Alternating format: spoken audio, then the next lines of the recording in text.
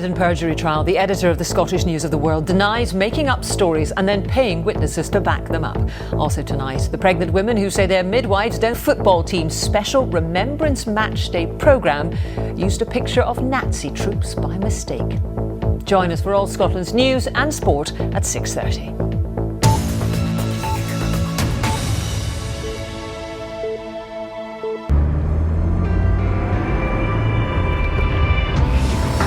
Teams from Exeter and York go head-to-head for a place in the quarter-finals of University Challenge tonight at 8. But now on BBC Two and BBC HD, 15 wins in a row. Can anyone beat the Eggheads?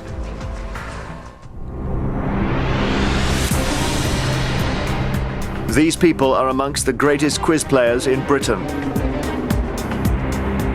Together they make up the Eggheads, arguably the most formidable quiz team in the country. The question is, can they be beaten? Welcome to Eggheads, the show where a team of 5 quiz challengers attempt to beat possibly the greatest quiz team in Britain. Their quiz pedigree is well known as they won some of the country's toughest quiz shows. They are the Eggheads. And challenging our resident quiz champions today are the Symphonic Scots. Now, this team are all associated with the Royal Scottish National Orchestra, an ensemble that comprises over 80 full-time professional musicians who play all over the world. Let's meet them. Hello, I'm Bill. I'm 46. I'm a musician and I play the violin. Hello, I'm Ken. I'm 46 and I'm a graphic designer. Hello, I'm John. I'm 46. I'm a musician and I play the double bass. Hi, my name's Lisa. I'm 32. I'm a musician and I play the viola. Hi, I'm David. I'm 33 and I'm Director of Marketing. So Bill and team, welcome.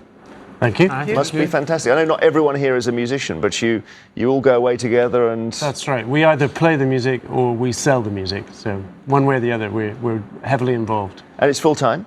Full-time job, yeah. And how often are you away? Quite regularly. We're a national company, so we play all up and down Scotland. We travel throughout the rest of the UK quite regularly, and we do international touring as well as audio CD recordings and lots of other work as well. It sounds like a dream job, this, doesn't it? If you love your music, yes. To travel the world and play it. And in downtime, do you quiz each other? That's the key question. Well, we were just back from a trip to Amsterdam, and we did spend a few moments in the pub after the concert, brushing up. So hopefully we're ready. Okay, if music doesn't come up, I will give you a personal apology. Every day there's £1,000 worth of cash up for grabs for our challengers. However, if they fail to defeat the Eggheads, the prize money rolls over to the next show. So, Symphonic Scots, the Eggheads have won the last 15 games, which means £16,000 says you can't beat them. The first head-to-head battle is on the subject of music. Right.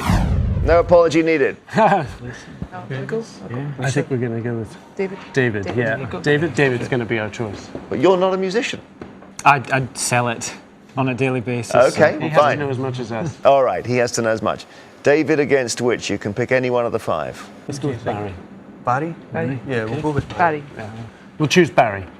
Okay, David from Symphonic Scots versus Barry from the Eggheads on music. Now that could be... Why do I feel I've drawn the short straw? Well, the gods are smiling on them. To ensure there's no conferring, would you please take your positions in our question room? I'm going to ask each of you 3 multiple-choice questions on music in turn. David, you can choose the first or second set. I'll go first. Here's your question. The moment I wake up before I put on my makeup are the opening lines to which Burt Bacharach and Hal David's song? Is it The Look of Love, I Say a Little Prayer, or Anyone Who Had a Heart? Oh, I can feel that melody in my head now. I'll not sing it, but I think it's I Say a Little Prayer. Do do do do do do do do do do do do do do.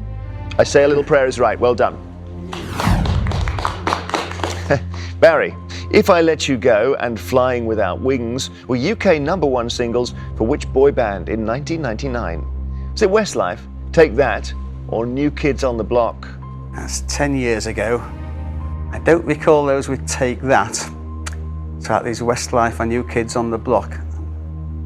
Westlife doesn't ring a bell either, so I'll go for New Kids on the Block and hope I'm not making a fool of myself. CJ, you know this? It's Westlife. Westlife is correct. Sorry, Barry. Okay, your question, David. Hammer to Fall and One Vision were UK hit singles for Queen in which decade?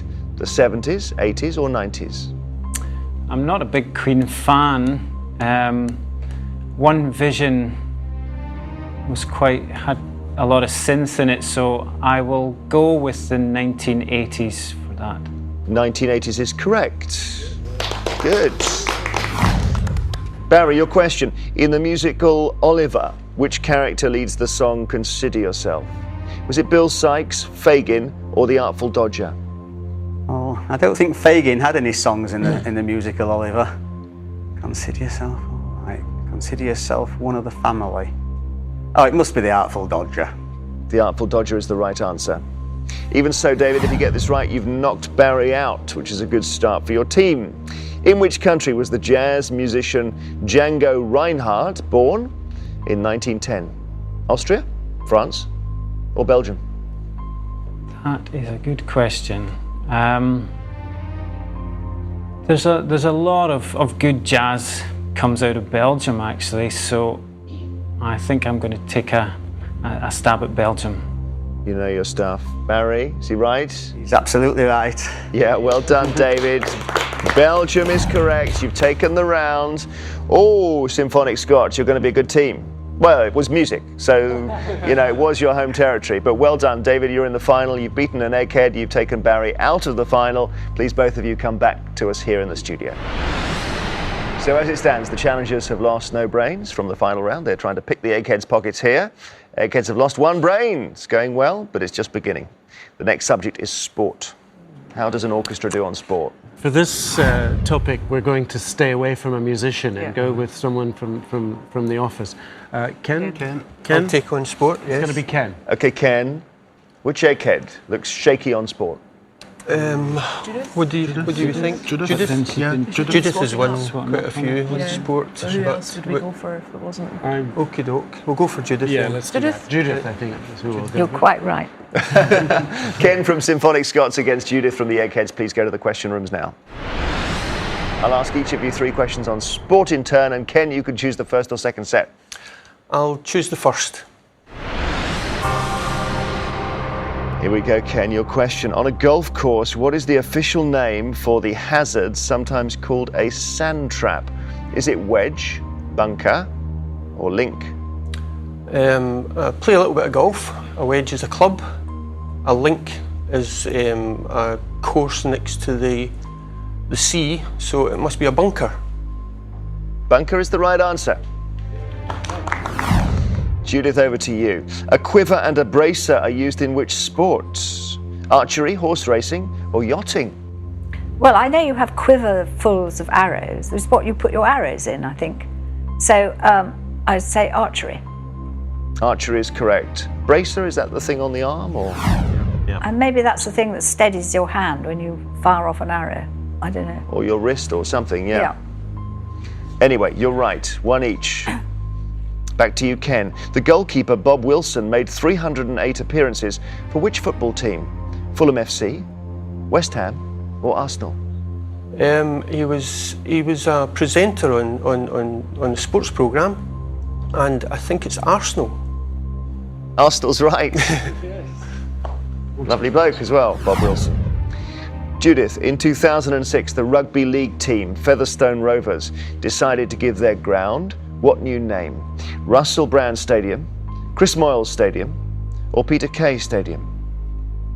Oh, well, obviously one of those characters lived there. So, I think it might be Chris Moyles. It is Chris Moyles Stadium. Chris Moyles Stadium. Over to you now, Ken. In which year did Garfield Sobers last play Test match cricket for the West Indies?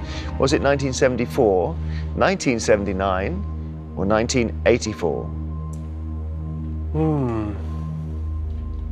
Sir Garfield Sobers. I think it must have been 74 is a bit early, so I'll go down the middle, 79. You've got it wrong, actually. It was 1974. Yeah, the earliest one there. Judith, if you get this right, you will have won on sport. Exciting. Yes, I know, I can tell. Which game, according to its official rules, is played by 2 teams, each consisting of 4 male and 4 female players? Is it slam ball, Judith, stool ball, or korf ball? I have read this, but I don't think it's stuck. Oh dear, I can't remember. I know I read this. I think I'm going to say slam ball and just pray. Oh, your prayers will not be answered, Miss Keppel. It is korf ball. Oh. I know, you read it and you... And it was on the magic right too. I've abandoned the magic right because I thought I can't push it too far. Okay, so here we are. We've got 3 questions. You're equal, so we go to sudden death. Is that all right, Ken? Okay. Gets a bit harder. I don't give you alternatives now. Which 1960s British sportsman was known as R. Henry? I couldn't possibly even have a guess at that one. It doesn't ring any bells whatsoever. It's a bit old for me, you know. 60s, sorry, I don't even have a guess, sorry. Ready? You want to pass? Yes, pass. We're going to have the amazing spectacle of Judith getting this now. Oh, Henry Cooper. Correct, yeah. The boxer, Henry Cooper. Judith, your question. If you get this right, you are in the final. In cricket, the name of what type of match is often abbreviated to ODI? One Day International. You're right, Judith. Well done. You've taken the round in sudden death on sport. When did that last happen? Ken, sorry about that, but it's lifted Judith's whole, not just spirits, but life, I think. You were beaten by our Egghead. You will not be in the final, Ken. Judith will. Please, both of you, come back and join your teams. So it's evening up. The challengers have lost 1 brain. The Eggheads have also lost 1 brain. Time for our next subject, which is geography. I think it's got to be either John or Bill. Do you really? Shall I have a go? Yeah, you I think you should go. Shall I? Yeah. Yes. Okay, I think we're going to choose John. John against? CJ. Would you? Yes, let's go for CJ. I think we should go for let's try CJ. CJ. Let's see how it goes. The reputations are so embedded now.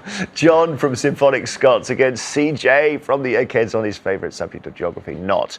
To ensure there's no conferring, please leave the studio and go to the question room. Good luck here. 3 questions on geography. I know you've travelled with the orchestra. First or second? First, please. John, here's your question. Which boy's name is also a Scottish word for a mountain peak? Dan, Ben, or Ron? Yes, well, it's definitely not Dan, and it's definitely not Ron, it's Ben. Ben is the right answer. Well done. Well done. A British geography question even I could have got right. Yeah, well, we're not sure about that. Because of its perpetual daylight in midsummer, CJ, the region north of the Arctic Circle is known as the land of the what? Midnight sun? Endless light? Bright night? It's the land of the midnight sun. It is indeed. Well done. Midnight sun. Back to you, John. In which US state is Cape Fear? Is it Maine, North Carolina, or California? Cape Fear. I wonder if it's to do with the film. But there's something about North Carolina that catches my attention. I'll go for North Carolina. Cape Fear is in North Carolina. Yes. Well done. Well done, John. CJ, over to you. The St Enoch shopping centre is a feature of which UK city? St Enoch. Is it Glasgow, Aberdeen, or Newcastle? Well, I've been to Glasgow and Newcastle. I haven't been to Aberdeen. I don't think it's in Glasgow. But then again, I only know a couple of shopping centres there, so as I know a couple, let's eliminate Glasgow, and apologies if it is. There is one big shopping centre in Newcastle, behind the statue of Earl Grey. But, I mean, St Enoch sounds like it should be more of a Scottish saint. So, without much reasoning, let's go for the one I haven't gone for and the one that's Scottish, Aberdeen. So you haven't been to Aberdeen, you've been to Glasgow? Once or twice. Been shopping in Glasgow? No. You'd be very embarrassed if the answer's Glasgow. Stop doing this. You need to get out more. It's Glasgow. Oh dear. Okay, John. If you get this right, you've beaten him. Although on a standard Mercator projection map, they appear to be roughly the same size, Africa is in fact approximately how many times larger in area than Greenland? 4, 7, or 14? Well, I know that, yeah, Greenland does look really big on the map. I think that's more due to the curvature of the Earth up there. The question is it 4 times or 7 times bigger? I don't think it's 14. Once again, I think I'll go for the middle route, which is 7. No, it's 14. 7's the wrong answer. CJ, over to you. An erg, ERG, is a feature found in what type of geographical region? Is it desert, rainforest, or grassland? I don't know what an erg is, but simply because sand came into my mind, let's hope it's not in Glasgow and it's a desert. It's not in Glasgow. Desert is the right answer. So you're equal. And we go to sudden death again. And once more, John, not multiple choice here. You have to give us the answer. The Darien Gap is a break in the route of what otherwise would be an almost 30,000 mile long road connecting which 2 continents? Well, I guess it's called the Trans-American Highway, and it's in Panama. Is it the Panama Canal that breaks the road? Yeah, North and South America. Is the right answer. Well done. CJ, Lake St Clair, the deepest lake in Australia, is located in which state? I don't know. Well, let's eliminate Tasmania. I don't think it's there, I don't think it's there. I really don't know, so I'm just going to have to take my head in my hands and play the percentages and say Western Australia. You ruled out Tasmania, why was that? Simply because it's a little more mountainous than the others. Right, I don't know whether that makes it less likely though. The deepest lake in Australia is over 200 metres deep. Lake St Clair is in Tasmania, CJ. At least it wasn't in Glasgow anyway. So, well done, John. You're through to the final. On sudden death, you've knocked out an egghead. CJ isn't in the final. Please, both of you, come back and rejoin your teams. As it stands, the challengers have lost 1 brain from the final round. The eggheads have lost 2.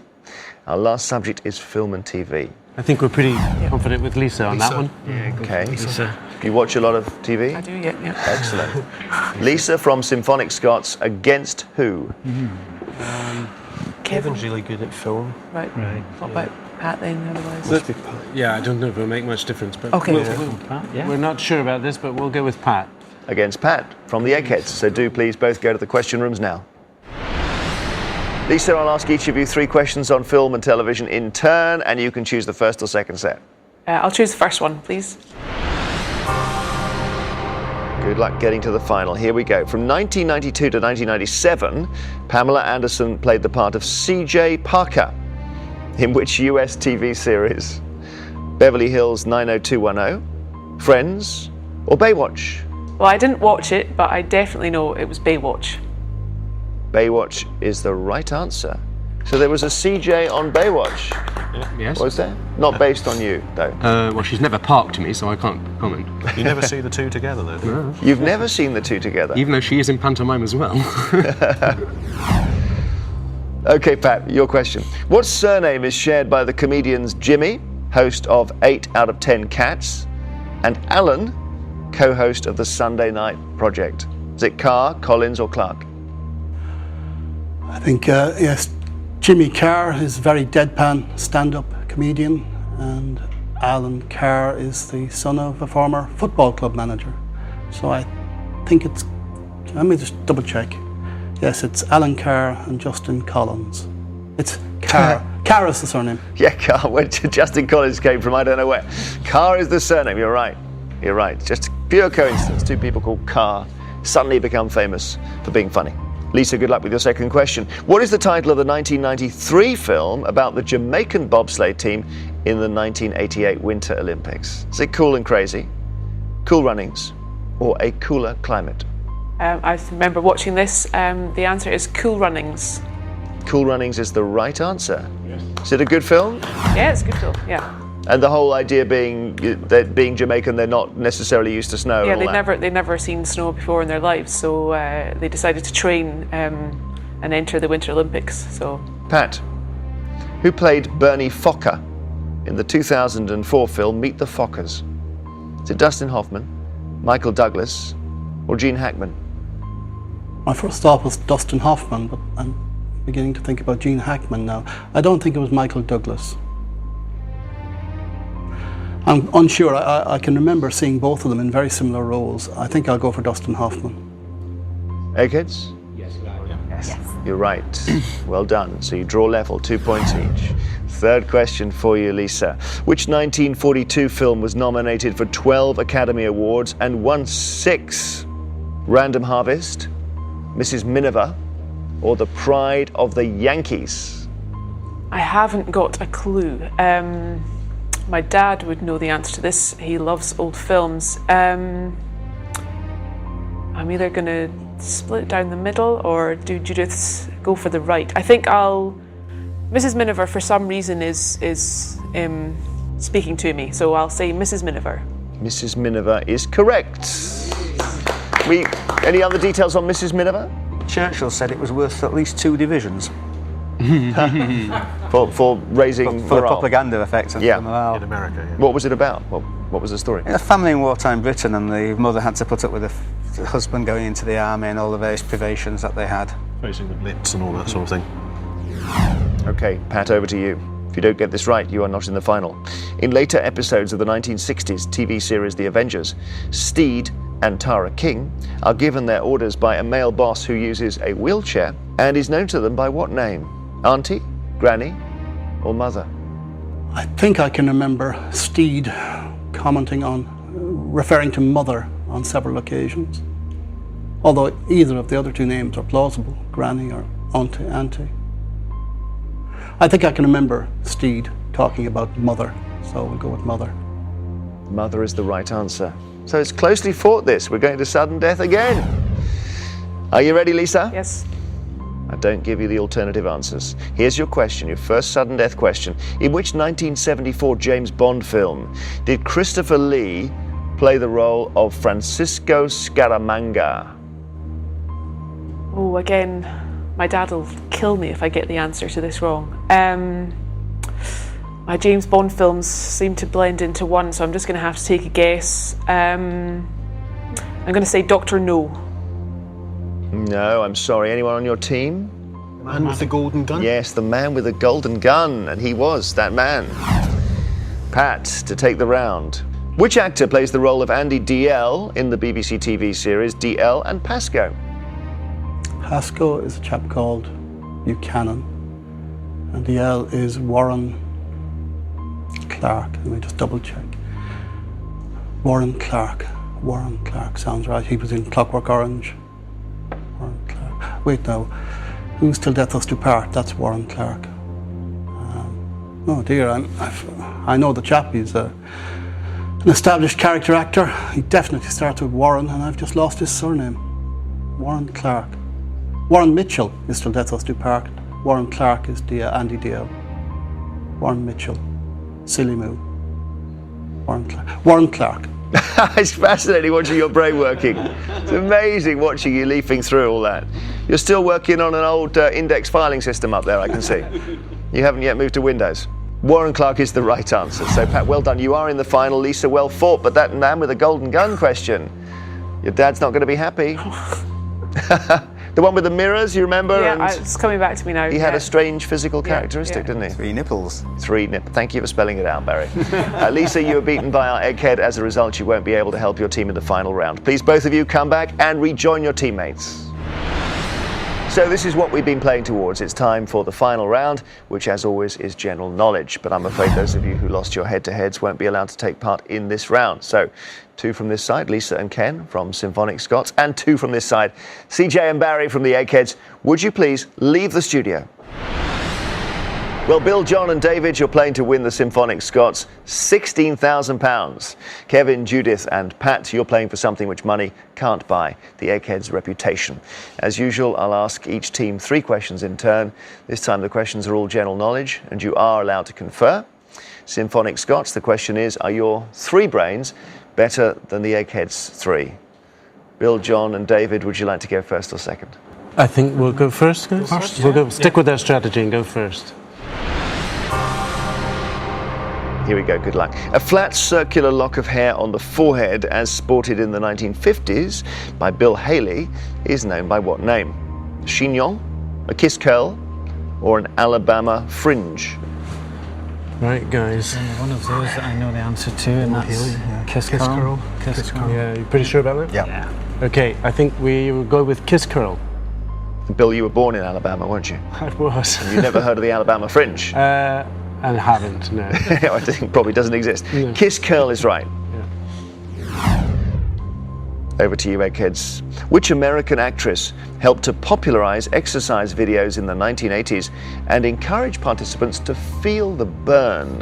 Jane Fonda. Was that Jodie Foster, Jane Fonda, or Jessica Lange? It's Jane Fonda. Yeah, became slightly controversial in a way because of maybe pushing people to do too much, or some people felt that. It's Jane Fonda. Jane Fonda is the right answer. Your second question. Alan Garcia was elected president of which country in 2006? Mexico, Colombia, or Peru? Right. I don't think it's Mexico. No, not Mexico. And didn't Colombia get a new? Colombia did. I think Colombia did. Peru. Between Colombia and Peru, I think. Any gut feeling? I think Colombia got a new president in recent times. I don't know his name. 2006. Should we go with that? Yes. I think it's yes. Best. All right, we're going to go with Colombia. We seem to recall maybe something in the news about elections. Alan Garcia was elected president in 2006 of Peru. Sorry, guys. That's not a costly mistake for you. Eggheads, what was the name of the car in which England's Richard Noble broke the world land speed record in Nevada in October 1983? Was it Blue Flame, Stardust, or Thrust 2? Yeah, Thrust 2. Thrust 2. Yeah, I remember actually seeing this at the motor show at Earl's Court in the more or less immediate aftermath, and it's Thrust 2. Thrust 2 is the right answer. Well done. Okay, over to you. You'll be aware you need to get this one right to stay in it, and then we've got to hope they get their next one wrong. Here's your third question. The optimistic teacher, Dr. Pangloss, is a character in which 18th century novel? Is it Candide, Moll Flanders, or Gulliver's Travels? I know this. Do you think? Yes, because we did Candide at the beginning of the season with the orchestra, and I remember looking it up. And optimism, the best of all possible worlds. Yes, Candide. absolutely. Yeah, I agree with that. You ready? Yep. Yeah, we're going to go with Candide since it's one of the pieces we play. That's a great break for you. Well done. Candide is the right answer. How wonderful. We managed to drop right into your territory on that one. Okay. So, Eggheads, if you get this right, you've taken the contest and there's no £16,000 for our challengers. However, if you get it wrong, we go to sudden death, where anything can happen. The sclera is found in which part of the human body? Is it the eye, kidney, or wrist? It's the eye. White of the eye. Yeah. It's essentially the white of the eye. No, it's the eye. You think the sclera is the white of the eye? The answer is the eye. The eye, the eye. Congratulations, Eggheads. You've won.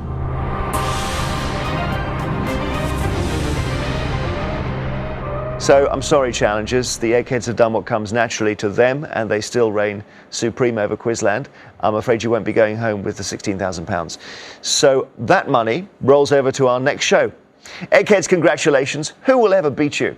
Join us next time to see if a new team of challengers have the brains to defeat the Eggheads. £17,000 says they don't. Till then, goodbye.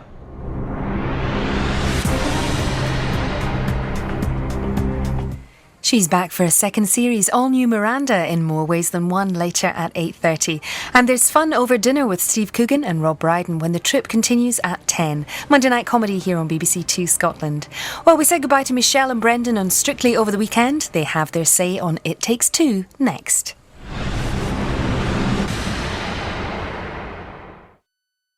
Well, look who it is. Me, Miranda. Hello. I'm back for a new series, and if you tune in, you might see a bit of this. No, I'm stuck. My tricks are that A bit of that. Oh, and don't try this at home because, yeah. And even a bit of the other. Say nothing. For more silliness / embarrassment, join me, Miranda, tonight at 8:30 on BBC Two. I'm making a deal with God. There's always another woman. God's sake, why are you like this? My card's just been rejected. For God's sake, this is crazy, mate! Everything's okay. I put it on red. What do you mean you're finished? I'm wound up, bankrupt. Where'd you get it? Nobody ever thinks they'll end up here. Accused starts tonight at 9 on BBC One and BBC One HD.